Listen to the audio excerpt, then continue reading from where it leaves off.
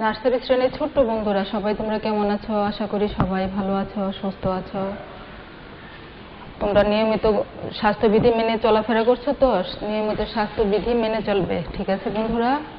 বন্ধুদের সাথে যদি খেলতে বের হও একটু দূরে থাকবে, কাছাকাছি কেউ যাবে না, ঠিক আছে? আর বাসায় একটু পর পর হাত ধুবে, 20 সেকেন্ড ধরে হাত ধুবে, ফেনা ফেনা করে সাবান দিয়ে সুন্দর করে হাত ধুবে।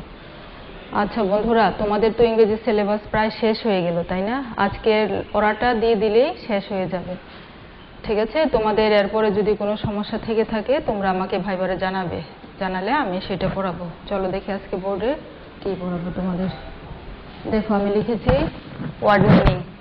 এটা ওয়ার্ড মিনিং হচ্ছে বেঙ্গলি টু ইংলিশ, মানে বাংলা থেকে ইংরেজিকরণ। কি word meaning? Bengali to English, Bangla থেকে ইংরেজি। বুঝতে পেরেছো বন্ধুরা? বাংলাটা দেয়া থাকবে, সেটার ইংরেজিটা লিখতে হবে। দেখো 5টা লিখেছি আজকে, এর আগে তোমাদের 10টা শিখিয়েছিলাম। 10টা, এই 5টা 15টা, তোমাদের সিলেবাসে 15টা আছে, আমি 15টা শিখিয়ে দিলাম তোমাদের, ঠিক আছে? প্রথমে দেখো কি লিখেছি আমি, নখ লিখেছি, তাই না? নখ চেনো তোমরা? কোথায় থাকে নখ বলো তো?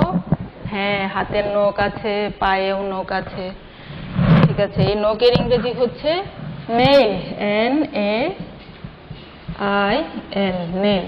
নখের ইংরেজি নেইল, ঠিক আছে বন্ধুরা? নখ। তারপরে দেখো কি লিখেছি, পা লিখেছি। যেহেতু পায়ে নখ থাকে, হাতে নখ থাকে, তাই আমি পা লিখেছি, তারপরে হাত লিখেছি।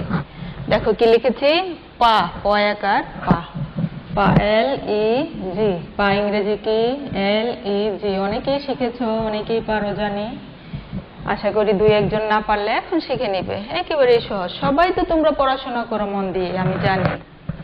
পা ইংরেজি হচ্ছে LEG, লেগ। তারপরে লিখেছি আমি হাত, হাইকার হাত, তো হাত। হাত ইংরেজি কি? হ্যান্ড, HAND, হ্যান্ড, হাত। হাত ইংরেজি হ্যান্ড। তারপরে 4 নম্বরে লিখেছি আমি মাথা, ময়কার মা, থয়াকার থা, মাথা।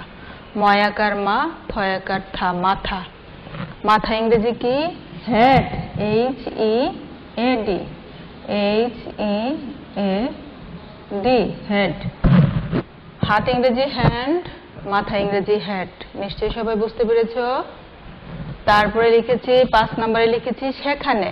সেখানে ইংরেজি হলো দেয়ার।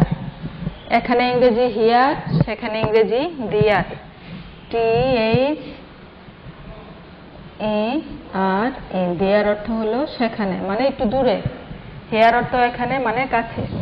তাহলে তোমরা আবার দেখে নাও শব্দগুলো। প্রথমে লিখেছি নখ, দন্ত নখ, নখ। নখ ইংরেজি হচ্ছে নেইল, NAIL, নেইল। বুঝতে পেরেছো বন্ধুরা?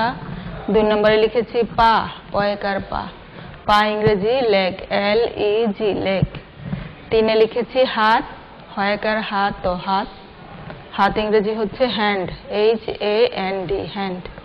4-এ লিখেছি মাথা। 4-এ কি লিখেছি? মাথা, ময়কার মা, থয়াকার থা, মাথা। মাথা ইংরেজি হচ্ছে হেড, HEAD, হেড। তারপরে 5-এ লিখেছি সেখানে, দন্ত সয়কার সে, ক্ষয়কার খা, দন্ত নয়কার নে, সেখানে। সেখানে মানে একটু দূরে। সেখানে ইংরেজি হচ্ছে দেয়ার, THERE, দেয়ার। দেয়ার অর্থ হচ্ছে সেখানে। আর কাছে কোনো জিনিস বুঝালে সেটা হয় হিয়ার, হিয়ার অর্থ এখানে, কাছে, ঠিক আছে বন্ধুরা?